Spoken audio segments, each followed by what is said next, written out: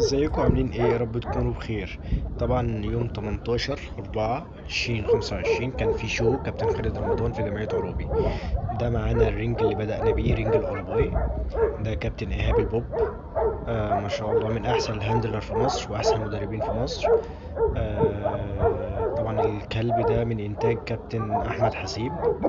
غني عن التعريف، طبعا ملك القلباي في مصر. وكان كلب ما شاء الله مستواه مميز جدا جدا جدا في القلباء يعني. كابتن احمد حسيب مش محتاج كلام. ربنا يبارك. هو كان في حوالي 3 كلاب والباقي جه متأخر. بس دول اللي لعبوا الرنج يعني، ما شاء الله. او الكلب، ربنا يبارك يا رب. ده كان تاني كلب. ما شاء الله، كان مستواه كلب جميل. الله اكبر، ربنا يبارك لصاحبه. بس انا متشرفتش باسمه يعني. ملحقتش اتشرف باسمه. الجو كان زحمة والشمس، فالموضوع كان صعب شوية.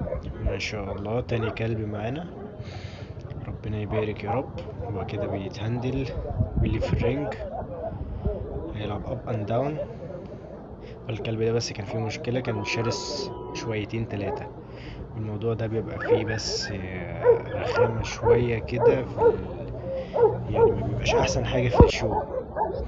ده كان تالت كلب معانا. ايكون، ما شاء الله لا قوة الا بالله.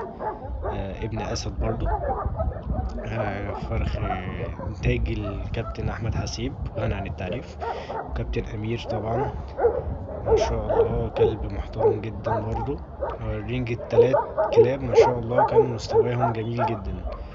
ربنا يبارك يا رب لأصحابهم فيهم يا رب، ويرزقهم الخير دايما.